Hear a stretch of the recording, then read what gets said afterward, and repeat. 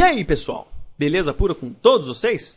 Na nossa 29ª aula do curso de Bioquímica, ainda na parte de bioenergética, vamos falar um pouquinho da determinação da variação de energia livre padrão.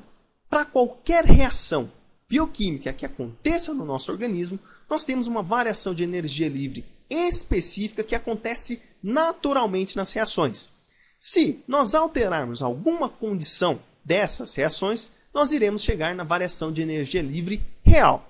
Só que, para entender como se chega na variação de energia livre real, primeiro de tudo nós temos que ver as condições padrões. E é nessa aula que a gente vai tratar bastante sobre isso. Então, especificamente, nós vamos falar um pouquinho da relação da constante de equilíbrio com a bioenergética. Vou mostrar a determinação de condições padrões para realizar a variação de energia livre padrão. E, por fim, vou dar uma demonstração real de uma condição de variação de energia livre padrão que vai facilitar ainda mais o entendimento dessa aula. Beleza, pessoal? Bom, então vamos começar aqui mostrando a relação entre a constante de equilíbrio e a bioenergética. A gente já viu em aulas anteriores que existem várias reações no nosso organismo que são entre dois sistemas e ela é reversível. Nós temos o sistema A mais B levando para o sistema C mais D e o sistema C mais D levando para A mais B. Só que, olhando somente essa equação, nós não sabemos qual sistema desloca-se para o outro. Para a gente saber isso daí, nós podemos utilizar a variação de energia livre. Nós isolamos um sistema e verificamos a variação de energia livre que acontece na conversão desse sistema para o outro. Se ela for positiva, a tendência é não se deslocar ou fazer o deslocamento inverso. E se for negativa, a tendência é ocorrer esse deslocamento. Porém, como nós estamos tratando de compostos químicos, e compostos químicos têm as suas concentrações, e além disso, compostos químicos que reagem de maneira reversível, se forem reagidos ao longo do tempo, vão atingir uma situação de equilíbrio. E essa situação de equilíbrio pode ser determinada pela constante de equilíbrio, que nada mais é do que a concentração dos produtos dividido pela concentração dos reagentes. Como nós estamos falando de sistemas químicos, nós temos que lembrar que a direção de uma reação também depende da concentração dos reagentes e produtos. Portanto, nós podemos determinar esse deslocamento de um sistema para o outro fazendo uma íntima relação entre a constante de equilíbrio e a variação de energia livre. Tá, ok? Então, em condições padronizadas, nós podemos utilizar a variação de energia livre e a constante de equilíbrio para saber se uma reação em uma condição fixa, ela vai ser espontânea ou não. Então, a partir disso, a gente faz a determinação da condição padrão. Para a gente realizar isso, primeiro de tudo, precisa se estabelecer condições reais de variação de energia livre de um sistema reagente. Inicialmente, é necessário determinar as condições padrões com valores conhecidos e pré-determinados. Portanto, todas as reações, todos os sistemas e tudo que vai acontecer numa reação, numa condição padrão, precisa ser conhecido e pré-determinado. E aí nós temos os valores das constantes padrão que são utilizadas para determinar a variação de energia livre padrão. Então, numa reação que vai acontecer, sempre vai estar o pH em 7, a concentração molar da água vai ser 55,55 molar. Nós já determinamos esse valor quando nós falamos de sistemas tampão. Dá uma olhadinha lá que você vai entender por que é 55,55. E a constante de equilíbrio e a variação de energia livre padrão são valores pré-determinados obtidos da equação que a gente vai ver já já. Por ser uma condição padrão, nós sempre colocaremos essa apóstrofe aqui seguida do termo da condição. Então veja, nós temos a constante de equilíbrio com apóstrofe aqui.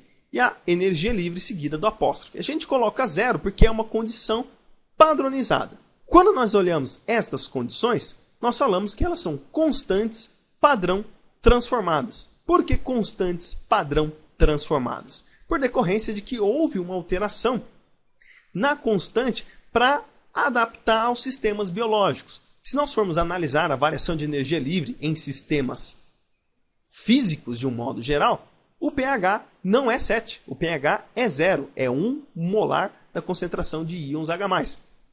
E os demais reagentes também estão em 1 molar. Como as reações no nosso organismo estão longe de acontecer em pH 0, houve essa transformação para chegar no pH 7, tá ok? E aí, utilizando diversas abordagens para se gerar o cálculo, forma-se esta equação aqui para determinar a variação de energia livre em uma condição padrão. O que é cada um desses termos? Bom, esse ΔG'0, ΔG'0, significa a variação de energia livre padrão. Para cada reação química que acontece no nosso organismo, o deslocamento de um sistema para o outro, isso vai ser constante, tá ok? O R nada mais é do que a constante dos gases perfeitos. Por que a gente utiliza o R nesta equação?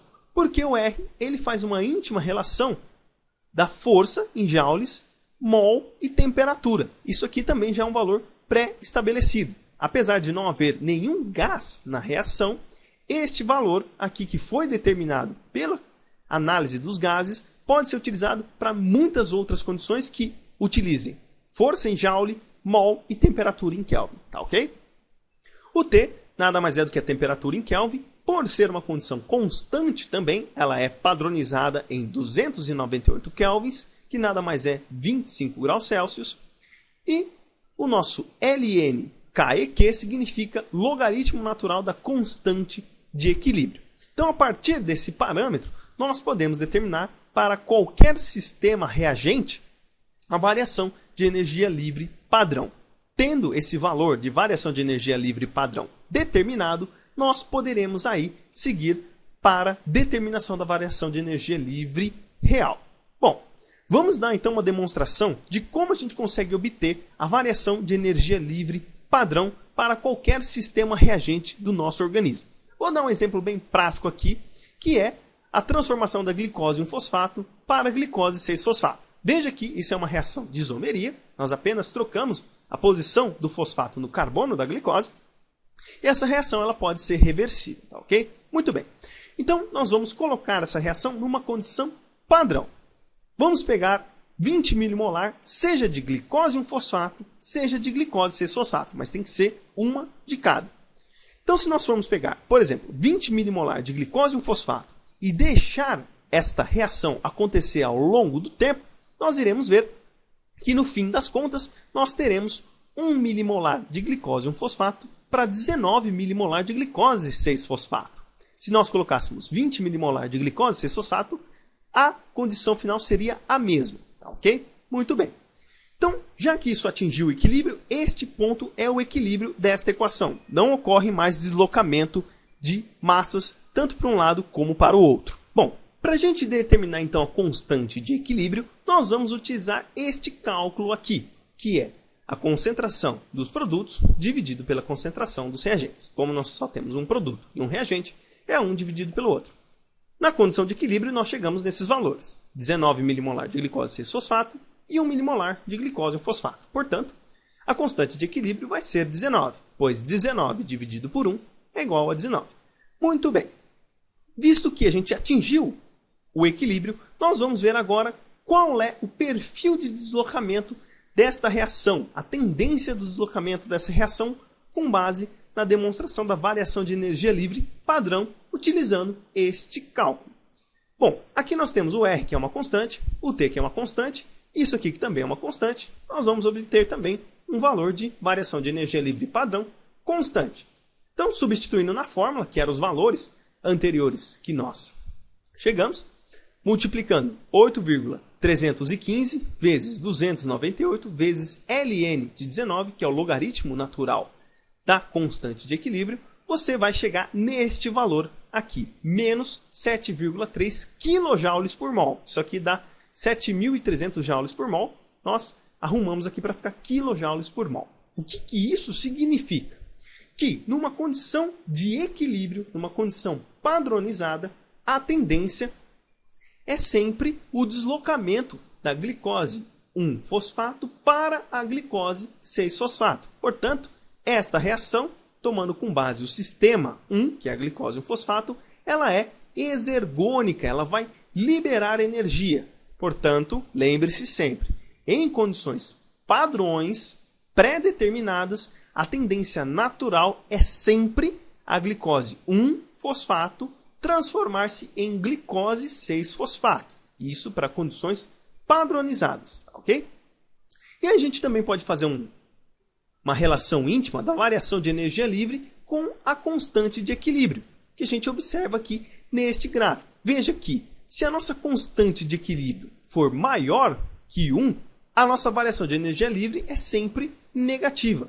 O fato dela ser negativa, nós vamos ter a direção da reação sempre na forma direta, ou seja, dos reagentes para os produtos. Se a constante de equilíbrio for 1, ou seja, a relação entre produtos e reagentes é 1, a variação de energia livre é 0. Se ela é 0, nós não vamos ter forças o suficiente para deslocar os produtos para os reagentes, nem os reagentes para os produtos. Portanto, a reação está no equilíbrio. E quando a constante de equilíbrio é menor do que 1, a variação de energia livre é positiva. Se ela é positiva, a tendência é os produtos se converterem para reagentes, o sistema dos produtos passarem para os sistemas reagentes. Isso lembrando que nós iniciamos a reação com 1 molar, seja de um lado, seja de outro. Beleza? Então, gravem bem isso. Nós temos condições de variação de energia livre padrão para qualquer reação química que aconteça no nosso organismo. A partir dessa variação de energia livre padrão, nós podemos determinar, de acordo com as variações de concentração, a variação de energia livre real. Guardem bem isso, pois isso vai ser tema da nossa próxima aula. Beleza, pessoal? Bom, essa é a referência clássica que eu utilizo para essa aula. Espero que vocês tenham gostado, uma aula meio complicadinha, mas a luz vai voltar para vocês na próxima aula, que vai ficar mais fácil de entender. Se vocês gostaram, por favor, dá aquele joinha, me ajuda a compartilhar o vídeo. Quanto mais os senhores fizerem isso, mais o YouTube me enxerga e mais pessoas são beneficiadas aqui com a Escola de Ciências da Vida. E se os senhores quiserem participar, se inscreve aqui no canal do YouTube e participa lá do grupo e da página da Escola de Ciências da Vida no Facebook. Tem o meu Facebook particular, se os senhores quiserem me adicionar também pode. Como sempre, as informações estão aqui no descritivo desse vídeo. Beleza, pessoal? Então é isso aí. Forte abraço a todos, fiquem com Deus e até a próxima aula, se Deus quiser.